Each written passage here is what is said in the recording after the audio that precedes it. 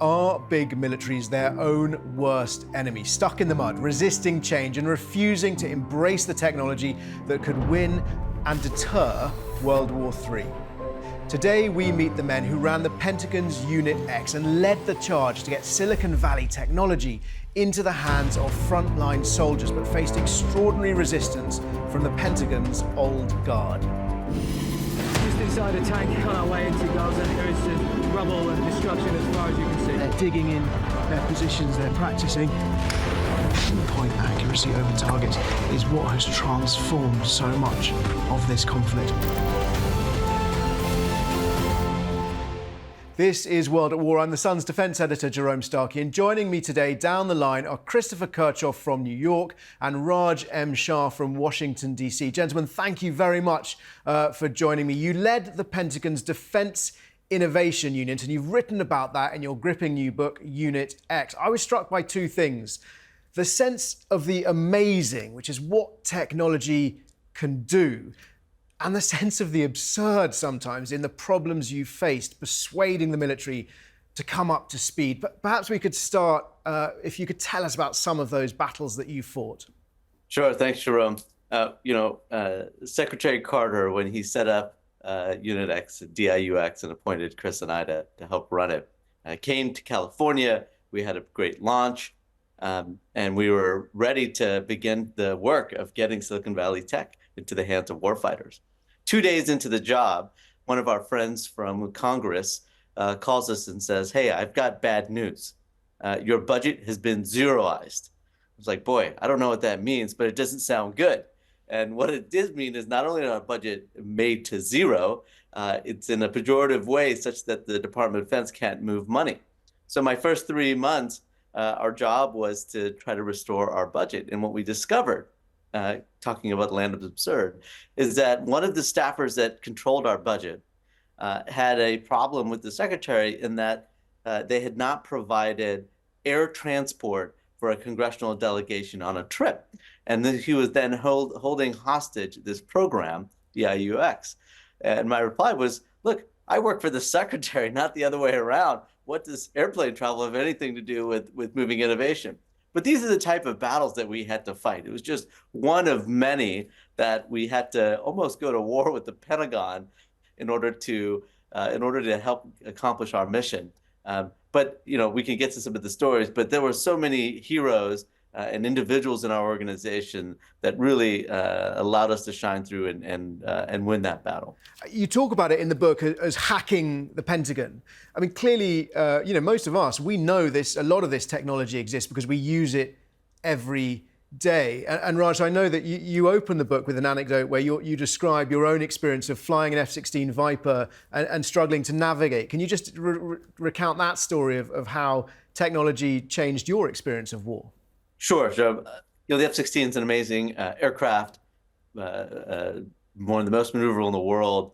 Obviously, we had a GPS navigation system, but did not have a detailed moving map. So at 500 miles per hour, I couldn't look down at a screen and easily tell which side of the border I was on, Iran or Iraq.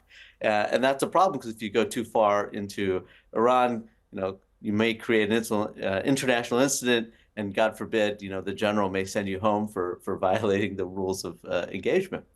But that same year, I could get a predecessor to an iPad made by Compaq at the time, some commercial software, and have that whole moving map system for a couple of $100s. And it really struck me that, especially when we think about software, the pace of advancement from our core systems to what we have in our daily lives was widening. And that was one of the original sparks for some of the tactics we took with the group.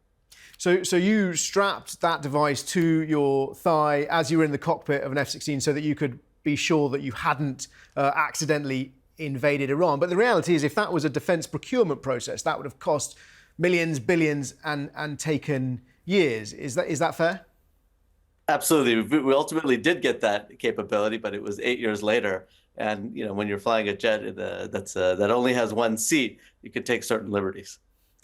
And Chris, you've worked in the White House. I mean, you've been at the sharp end of these kind of bureaucratic wrangles and power struggles within the mechanisms of government. I mean, did it feel to you like a constant battle? What were the real breakthrough moments for you? Oh, the best breakthrough we had, the biggest hack we achieved was done with the help of one of the heroes of the book that we talk about. And her name is Lauren Daly. She's 29 years old when we first meet her our first week on the job in Silicon Valley. She's the daughter of an Army tank driver whose way of serving was to become a civilian acquisition specialist in the Pentagon. And because she's an acquisition nerd, she stayed up late reading the latest text of the National Defense Authorization Act, what the US Congress passes every year, a dictionary-sized compendium of laws. And she finds a single sentence in Section 815 of that law. And that sentence makes her realize that we can buy technology way faster than the Pentagon currently does. So one of the reasons why Silicon Valley firms were warned away by their investors from working with the government is that the US Department of Defense typically takes 18 to 24 months to let a single contract. And if you're a young company trying to show profitability to investors, you don't have that kind of time. You need a contract in weeks or months. So with Lauren's hack, we went to the Pentagon and created a whole new kind of contracting based on a different authority that would allow us to let a contract with a startup in as little as 2 weeks.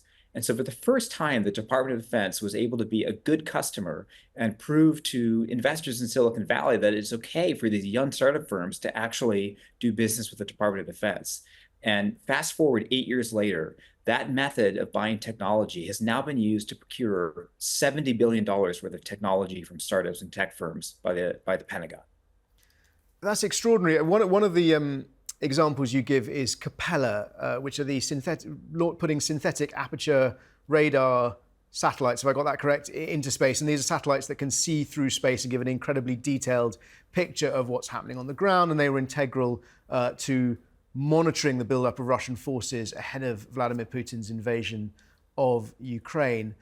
And yet I understand that when those images were coming back, even though they were commercially available images from a commercial company, the mechanism through which, because they came into the Pentagon, they were automatically classified and therefore they couldn't be shared. Is that correct? It is. It's one of the greater absurdities that we've run into. So the Pentagon is used to dealing with satellite imagery that comes from its own spy satellites. And those images, of course, are highly classified because they, if gotten into the wrong hands, would reveal the exact capabilities of US spy satellites.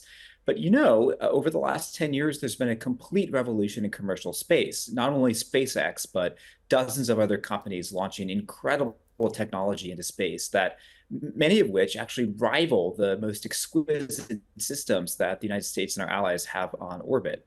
One of those companies is called Capella, and a brilliant young engineer from Stanford came up with a whole new way of doing something that many in the defense community thought was impossible. And that was creating an inexpensive SAR satellite for synthetic aperture radar, which uses radio signals to see through clouds. Capella satellites can see a basketball from low Earth orbit. That's how good they are. And the Pentagon, by default, even though this is not a classified satellite, decided to classify the imagery, which of course isn't the point, because if you need to get images to the front lines in Ukraine to people that might not have a US security clearance, you need to not have it be classified. So that was one of the many absurdities that Defense Innovation Unit had to take up in the opening weeks of the Ukraine war.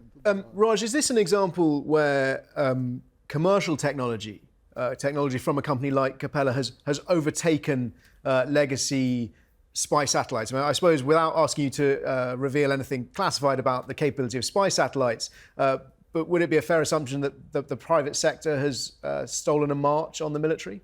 I think you have to think about it in the sense that speed, cost is a value of its own. So the Pentagon has a lot of very exquisite, amazing capabilities, including spy satellites, stealth airplanes. These are high dollar, very expensive, yet very capable.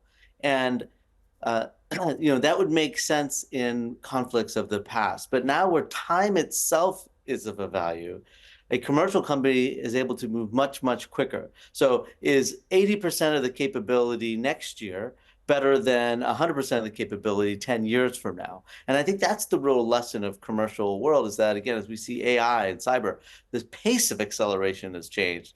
And the group that is that gets the greatest advantage is the team that can identify, incorporate, and operationalize that technology faster than its adversary. One example of the absurd that really struck me and I wanted to bring out was these, not only once you sort of overcame the classification of these, or the battle to declassify these satellite images, I understand that you talk about Pentagon lawyers saying they can't be released sort of on what we would call data protection grounds because they might include individually identifiable information. I mean, can you talk us through how you got around that and were there any more instances like that you faced?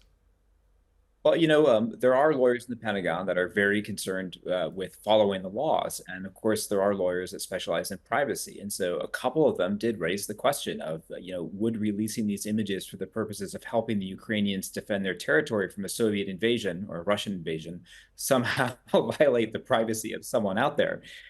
We suggested politely that perhaps those lawyers should try living in Ukraine and then give us a different legal judgment when they get there. Fantastic. Well, look, gentlemen, thank you very much for joining me today. Christopher Kirchhoff, Raj M. Shah, you've been on World at War. I'm the Sun's defense editor. And if you're watching this on YouTube and you have any questions for me, for Chris, or for Raj, then please leave them in the comments below and we will do our best to answer them next week. And if you have a chance, do get your hands on a copy of Unit X. Well worth a read.